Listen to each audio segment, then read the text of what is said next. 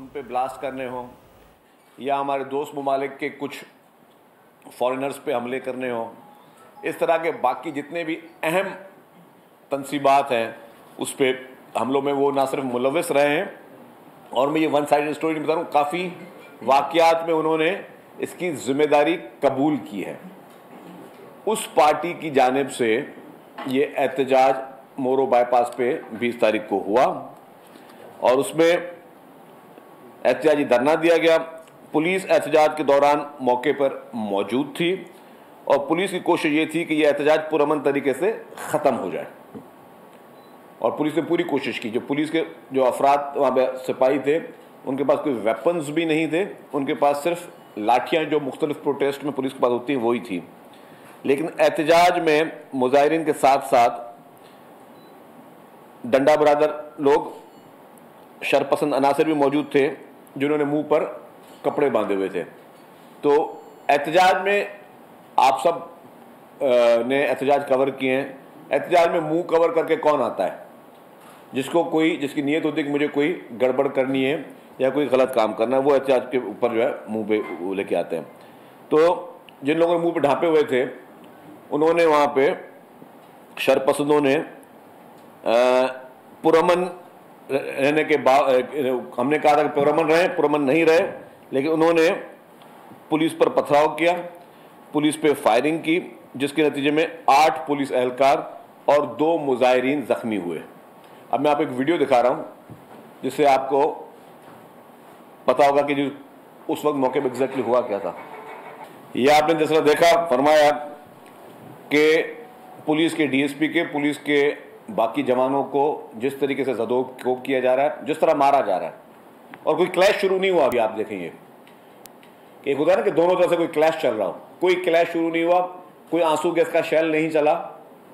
Police वाले जो कि अपनी ड्यूटी वहाँ पे दे रहे थे कि जी कोई गड़बड़ ना हो, वहाँ पे उनको जिस तरीके से तशद्दुद किया गया, उनके सर फाड़े गए, उनकी यूनिफॉर्में फाड़ी गई, उनको ज़दोकोब करके जिस तरह लाते हैं, घूसे मारे जा रहे हैं, लाठियाँ मारी जा रही हैं। और आपने देखा कि इस वीडियो में काफ़ी लोगों के मुंह पे कपड़ा बंधा हुआ था। और उस एहतजाज के दौरान उन्होंने हमेशा, इस पॉलिटिकल पार्टी ने जिस तरह हमारे मुल्क के खिलाफ नारेबाजियाँ और ये चीज़ें करते हैं, वो भी वो लोग करते रहे। उसकी वीडियो मौजूद है, मैं जानबूझ के वो नहीं चला रहा हूँ। इन अनासर के पास कुछ ऐसे लोग थे जिनके पास धमाका खेज मवाद उनके बैकपैक में मौजूद था। बैकपैक समझते हैं कि जो पीछे एक बैग बांधा जाता है, वो आप उनकी तस्वीर में वीडियो देखें आप। उसी जो बैग में उनके पास वो मवाद, जिससे उन्होंने ऑयल टैंकर्स को भी आग लगाई, और उसी जरिए उन्होंने वजीर दाखिला सिंध ज़ियाउल हुसैन लंजार साहब के घर में घुस के वहां पे भी आग लगाई। और वो मटेरियल केमिकल ऐसा था कि मिनटों में पूरे घर में, दीवारों पे कभी आग नहीं लगती, दीवारों पे आग लगी है। वो बैग पे तस्वीर निकालने तब तक आप। उस मटेरियल के जरिए वजीर दाखिला के घर के अंदर वो घुसे, वहां पे आग लगाई, टैंकरों को आग लगाई, और पूरे घर में जो वो केमिकल के जरिए वो आग फैली। जो ट्रॉलर्स जले उसकी वीडियो मैंने आपको दिखाई। और ये देखिए आप गौर से, बड़ी स्क्रीन दे रहे हैं इसको। ये बैकपैक आप देखिएगा, ये देखेंगे, ये मुंह पे फिर कपड़े भी है, ट्रक जलाने से पहले के मना दे रहे हैं, और फिर ट्रक्स जो है वो जले भी है। ऐसी वीडियोस भी मौजूद है जब यहाँ पे ये हंगामा आ रही कर रहे हैं और वहां पे कह रहे हैं चलो चलो लंजार हाउस चलो। और उसमें कुछ ऐसे लोग थे जो सिंधी और सराइकी में भी बात नहीं कर रहे थे, उनकी लैंग्वेज कुछ और थी। तो इस मुजाहरे में कुछ ऐसे लोग भी आए जो कि गैर मुकामी अफराद थे।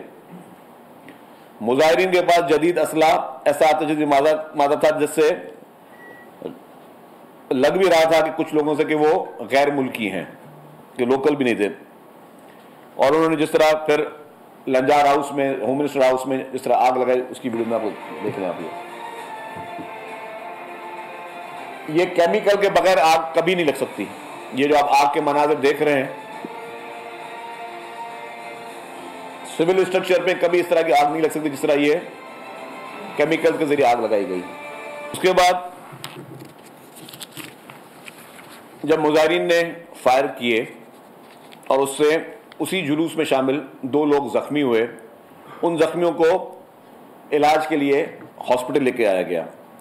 हॉस्पिटल में उन ज़ख्मी ने मुजाहिरीन ने इलाज करने में डॉक्टरों को जो है वो उसको भी रोका। हॉस्पिटल में हंगामा आराई की और असला भी उनका मौजूद था, जैसे वो पुलिस को भी वो असला तान के बैठे थे। ये वो मनाजर हैं हॉस्पिटल के, ये हैदराबाद के हॉस्पिटल के मनाजर हैं। इसके बाद इसी मद में 2 लोग जो इनकी अपनी फायरिंग से जख्मी थे वो दम तोड़ गए। पुलिस ने कहा कि जी इनकी डेड बॉडीज जो हैं उनको इन लवाकिन के हवाले करें। इन्होंने पूरी सोशल मीडिया पे एक झूठा एक नैरेटिव क्रिएट किया और नैरेटिव ये क्रिएट किया कि पुलिस जो है वो डेड बॉडीज भी नहीं दे रही है और 2 दिन तक जो है पुलिस वो डेड बॉडीज अपने पास रखकर बैठी हुई है। ये सरासर गलत बयानी है जो कि सोशल मीडिया के जरिए मुख्तलिफ लोगों तक फैलाई गई और मुख्तलिफ लोगों ने उस पर अपने कमेंट्स दिए। पुलिस ने जब उनको कहा कि आप ये डेड बॉडी ले जाएं और आबाई गांव में मुंतकिल किया जाए, तब लोगों ने रेजिस्ट किया, बोले हम लाश नहीं लेंगे। फिर इनको इंगेजमेंट की गई। इंगेजमेंट मुख्तलिफ जो और नेशनलिस्ट पार्टीज हैं उनको इन्वॉल्व किया गया। डेफिनेटली गवर्नमेंट जो है वो जो बैंड ऑर्गेनाइजेशन उससे डायलॉग नहीं कर सकती थी। मुख्तलिफ पॉलिटिकल पार्टीज़ को इंगेज किया गया कि आप इनसे बात करें। एडमिनिस्ट्रेशन लेवल पे इंगेज किया गया कि इनसे बात करें, लेकिन इन्होंने मना कर दिया कि जी हम डेड बॉडीज़ नहीं लेंगे। इन्होंने अपने मुतालबात रखने शुरू किए। वो मुतालबात किस तरह रखे उसकी मैं आपको वीडियो दिखा रहा हूँ। ये एक और वीडियो है, पहले ये देख रहे फिर दूसरी बता दूँ, पॉज करो। ये वो वीडियो है कि नेशनलिस्ट लीडर नियाज कालानी साहब के पास ये शफी बुरफत ग्रुप के लोग गए और इनको कहा कि आप हमारे साथ शामिल हों। नेशनलिस्ट लीडर नियाज कालानी ने कहा कि आपके जो तर्ज सियासत है उसके साथ हम आपके साथ नहीं चल सकते। इनडायरेक्ट उसका मकसद था कि आप तशद्दुद की सियासत, आप वायलेंस की सियासत, आप दहशतगर्दी की सियासत करते हैं। हमारी जो है वो सोच अलग है, हम इस तरह नहीं करेंगे। उसके आप एविडेंस देख लें। आप डॉक्टर नियाज कालानी ने कहता है हम आपकी दावत को खुलेआम रद्द करते हैं। आपका अंदाज़ सियासत बिल्कुल डिफरेंट है, वायलेंस वाला है और हम जो है हम इस तरह की जदोजहद में आपके साथ नहीं सकते जिसमें आपने मुल्क को नुकसान पहुंचाना है या लोगों को नुकसान पहुंचाना है। उन्होंने उसको डिनाई किया। नेक्स्ट वीडियो देखें आप। अब गवर्नमेंट इनको जो सबसे बड़ी इंपॉर्टेंट, पॉज करो इसको, सबसे इंपॉर्टेंट बात है जो नैरेटिव इन्होंने सोशल मीडिया पे सर्कुलेट किया वो ये था कि जी डेड बॉडी लगवाए। ये कह रहे हैं जी हमें महीना लग जाए, आईजी को हटाएं, डीआईजी को हटाएं और हमारे दूसरे मुतालबात माने, तब तक हम लाश नहीं रिसीव करेंगे। इसका मतलब ये साबित हो गया कि गवर्नमेंट और पुलिस ने इनको कहा कि जी आप डेड बॉडीज ले लें। इन्होंने डेड बॉडीज लेने से इनकार कर दिया। एक और भी वीडियो इससे मुंसलिक है, यही है। अच्छा, अब ये जो पूरा एपिसोड हुआ, अच्छा पहले मैं बता दूं फिर दूसरी वीडियो पे आता हूं। वकीलों का एक वक्त लाश के सर पर दी गई तदफीन के लिए मुजाहिरीन के पास गया। गवर्नमेंट ने फिर लॉयर्स को भी भेजा, लेकिन उन्होंने उनकी बात मानने से भी इनकार कर दिया। वकीलों को भी मना कर दिया, बोला हफ्ता लगे या महीना लग जाए वो लाश नहीं लेंगे। और उन्होंने हुकूमत को ब्लैकमेल करना शुरू कर दिया। आईजी डीआईजी हटाने के बाद की फिर मजहबी उलमा को भी इंगेज किया गया कि वो मजहबी उलमा भी उनके पास आए। उन्होंने कहा जी लाश की बेहुरमती ना करें, आपको जो मुतालबात हैं, जो आपको पॉलिटिक्स वो अपनी करते रहें, लेकिन लाश की बेहुरमती ना करें, लाश को तदफीन करने दें। उन्होंने उसको भी इनकार कर दिया। इन सारी चीज़ों के शवाहिद नामों के साथ मौजूद है। मैं जानबूझकर काफ़ी चीज़ें जो है वो खुल के बातें नहीं कर रहा। उसके बाद यही मुजाहिरीन मौजूदा अदालत में दरख्वास्त दायर की और उसमें उन्होंने इल्ज़ाम दायर किया कि पुलिस ने लाश को लापता कर दिया है। ये खुद गए कोर्ट में और कहा कि पुलिस ने लाश को मिसिंग कर दिया। फिर मौजूद अदालत ने तमाम ज़रूरी कार्रवाई के बाद अपना फैसला सुनाया कि अगर कानूनी वारिस लाश वसूल करने से इनकार करें या लाश को की बेहुरमती हो रही है तो एसएसपी नौशेरो फेरोज को हिदायत दी जाती है कि वो लाश को किसी समाजी तंजीम के जरिए दफना दें ताकि मजीद पेचीदगियों से और वर्षा की परेशानी से बचा जाए। उस अदालत का ऑर्डर मौजूद है। अदालती अहकामात के बाद 10 से 12 घंटे तक लाश रखी रही। डॉक्टर्स एमएलओ करने के बाद लाश को फौरी तौर पर दफनाने का मशवरा दिया, जिसके बाद समाजी तंजीम के जरिए लाश को दफनाया गया, उसकी तदफीन की गई। हुकूमत सिंध ने कानूनी वसा को कहा कि वो लाश को चाहें तो कानूनी तकाजा पूरा करके लाश तहवील में ले सकते हैं और वो अपने मुकामी कब्रिस्तान में दफना सकते हैं। उस पे जो है उन्होंने मना कर दिया। इस पूरी एपिसोड को एक और जगह बहुत बड़ी पजीराई मिली, जिस तरह मिलती हुई आती है, और वो कहाँ मिली? वो मिली इनको भारत में। इंडिया ने के मीडिया चैनल ने होम मिनिस्टर के घर के जलाने को किस तरह हाईलाइट किया वो देखिए आप। ठीक है, तो अब कहने का मकसद ये है कि पाकिस्तान पीपुल्स पार्टी एक सियासी जमात है और तमाम सियासी जमातों का हम एहतराम करते हैं। हम सियासी जमातों का भी एहतराम करते हैं, हम मजहबी जमातों का भी एहतराम करते हैं, हम नेशनलिस्ट पार्टीज़ का भी एहतराम करते हैं। नेशनलिस्ट पार्टीज़ में अच्छे अच्छे लोग हैं और हमेशा उनका एहतराम किया गया है। वो नेशनलिस्ट पार्टीज़ ठीक है, उनके नज़रिए से इख्तलाफात हमेशा रहे हैं, उनके तरीक़ेकार से इख्तलाफात रहे हैं, लेकिन ये नेशनलिस्ट पार्टी नहीं है। ये एक बैंड आउटफिट है जो कि पाकिस्तान में इसको बैन किया गया है। और शफ़ी बुरफत जो हैं वो ख़ुद इतने अरसे से बैरून मुल्क बैठे हैं और यहाँ के नौजवानों को गलत राह पे लगा रहे हैं। पुरअमन जदोजहद कोई भी किसी कॉज के लिए हो सकती है, ये ना ही कोई कॉज है और इनका कॉज एक ही है कि पाकिस्तान को डिस्टेबलाइज करना है। और पाकिस्तान को डिस्टेबलाइज करने के लिए यहाँ के नौजवानों को गलत राह पे गलत चीज़ें देकर उनको इस तरीके से गलत किस्म की तरजीहात दी जा रही है, उनको वेपन्स दिए जा रहे हैं, उनको धमाकेदार मवाद दिया जा रहा है, जिससे वो मानते भी रहें। ये नहीं कि गवर्नमेंट कोई वन साइडेड किसी किस्म का कोई एलिगेशन लगा रही है। आप कितने वाक़यात देख लें जिन वाक़यात के बाद शफ़ी बुरफत ग्रुप ने जो है वो उन्होंने हमेशा इस चीज़ को एक्सेप्ट किया। आपने देखा कि जो पुरअमन पॉलिटिक्स करने वाले लोग हैं, अयाज पलीजो साहब हैं, उनकी सियासत पे किसी को एतराज़ नहीं रहा है। मतलब इख्तलाफात बहुत सारी चीज़ों पर रहे होंगे, लेकिन उनकी मतलब उन पर कभी उन्होंने जो है लॉ एंड ऑर्डर को हाथ करने की बात नहीं की। न्याज कलानी साहब का आपने खुद सुना कि उन्होंने खुद कहा कि जी मैं इस तरह की किसी चीज़ में नहीं आ सकता। बाकी भी लीडरान जितने हैं, डॉक्टर कादिर मंगसी हैं और बाकी जितने लीडर जिन्होंने पुरअमन अपने तौर पे अपनी पॉलिटिक्स जिस तरह की भी की है, उससे हमें 100 इख्तलाफात, लेकिन कभी इस तरीके से अपने ही लोगों को मारना और ये करना, ये एक गहरी साजिश है। और इस साजिश के ताने बाने डेफिनेटली जो मुल्क नहीं चाहते कि पाकिस्तान में इस्तेहकाम हो, जिन्होंने जब ट्रेन हादसा हुआ बलूचिस्तान का, जब ट्रेन को हाईजैक किया गया, तब आपने देखा कि उन तमाम लोगों को सबसे ज़्यादा हाईलाइट उन वाक़या तो कहाँ से मिले आपको? वो भारत से मिला।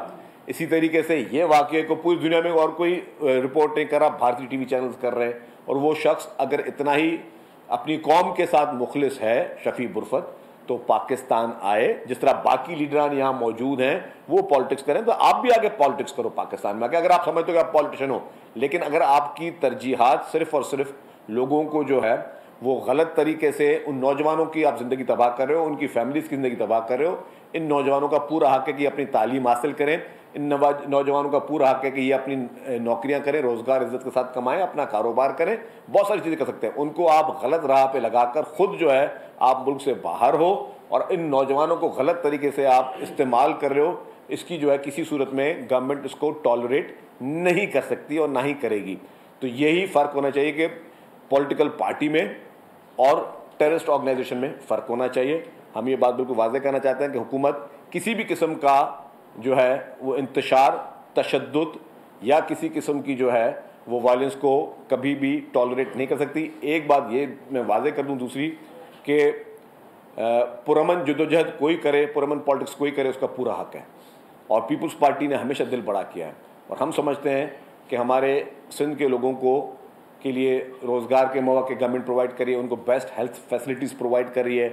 पूरी दुनिया में कहीं नहीं हुआ। यहाँ पे 21 लाख लोगों को, 21 लाख ख़ानदानों को घर दिए जा रहे हैं। यहाँ पे मुफ्त में सोलर सिस्टम दिए जा रहे हैं। बेस्ट हेल्थ फैसिलिटीज़ तमाम जगहों पे प्रोवाइड की जा रही है। एजुकेशन के मौके बेस्ट यूनिवर्सिटीज़ प्रोवाइड की जा रही है ताकि ये लोग हुनर सीख कर बाहर जाएँ, अपना करियर बनाएं। उन लोगों से बचें जो आपको गलत प्रोपेगेंडा आपको सोशल मीडिया के जरिए या किसी तरीके से दे रहे हैं। आपको गलत, इस पूरे एपिसोड में हुआ क्या, मुझे आज ये प्रेस कॉन्फ्रेंस क्यों करनी पड़ी हुई है कि ये सोशल मीडिया पे ये बयानिया दिया जा रहा है कि जो पुलिस है वो डेड बॉडी नहीं दे रही थी, और आपने खुद वो वीडियोस देख लिए जिसमें वो खुद कह रहे हैं कि हम डेड बॉडीज नहीं लेंगे जब तक हमारे फलाने मुतालबे पूरे नहीं हुए। तो उसका मतलब आप लोगों को गलत इन्फॉर्मेशन दे रहे हैं, आप उस गलत इन्फॉर्मेशन की आड़ में लोगों को गलत किस्म की तरगीबात दे रहे हैं जो कि किसी सूरत में काबिल कबूल नहीं है। तो यही चंद गुजारिशात थी। देखिए जी, मुख्तलिफ औकात में इन्होंने हर इम्पोर्टेंट ओकेजन पे मुख्तलिफ जगहों को निशाना बनाया है। जब भी बड़े हमारे कौमी त्यौहार होते हैं तो इन्होंने हमेशा कोशिश की है, कभी रेल की पटड़ी को उड़ा दिया, कभी और कुछ चीज़ इन्होंने कर दी। डेफिनेटली ये पाकिस्तान के लिए बेहतर नहीं कर रहे, ना ही ये सिंध के लोगों के साथ बेहतर कर रहे हैं, ना उन लोगों को जिनको ये गलत राह पे लगाने की कोशिश कर रहे हैं, खुद बाहर बैठे उनके साथ मुखलिस हैं। यस, हुकूमत ने कार्रवाई की है, मैं आपको बताऊं कि हुकूमत ने कार्रवाई ये की कि हुकूमत ने FIR काटी हैं, हुकूमत ने ATC के पर्चे काटे हैं, हुकूमत ने जो है वो कुछ लोग गिरफ्तार हुए भी हैं। अच्छा, अब एक और चीज़ आई, एक नेशनल लीडर ने कहा कि जी यार घर उन्होंने खुद जलाया, मैं अभी नाम नहीं उनका लेता, उन्होंने कहा जी घर खुद जलाया। अच्छा, अगर वो घर खुद जलाया है तो जो लोग घर जला रहे हैं ना उनके पास, अभी मेरा बहुत मुख्तसर टाइम की वजह से आपको मुख्तसर चीज़ें दिखाई है, मेरे पास वो वीडियोस मौजूद है। जो लोग मान रहे हैं कि हमने घर जलाए, जो लोग घर जलाने में मुलविस थे, उनको गिरफ्तार किया है। तो अगर जो घर जला रहा है और वो गिरफ्तार भी हुआ है, अगर आप कहते हो कि हुकूमत ने खुद घर जलाया है तो अपने लोगों को गिरफ्तार कर रहा है, फिर आपको क्या एतराज़ है? हम तो जिन लोगों की वीडियोस मौजूद हैं घर जलाने की और जो मान रहे हैं और वो वीडियो सेल्फियाँ भी निकाल रहे हैं, उनको गिरफ्तार कर रहे हैं, तो आपको एतराज़ किस चीज़ का? अगर वो हमारे ही आदमी थे तो हमें उनको गिरफ्तार करने दें। तो ये गलत नैरेटिव। असल में प्रॉब्लम क्या है, यहाँ पे कुछ लोगों की जिनकी सियासत दफन हो चुकी थी, उनको सियासत करने के लिए कुछ इश्यूज चाहिए। एक वो कैटेगरी है जो सियासत करने के लिए इश्यूज मांग रही है, एक वो कैटेगरी जो काम ही किसी और के कहने पे कर रही है, जो दुश्मन मुमालिक के कहने पे काम कर रहे हैं, जो इस तरह के वाकयात में मुलव्वस कर रहे हैं। सब्सक्राइब करें और बेल दबाएं ताकि कोई खबर रह न जाए।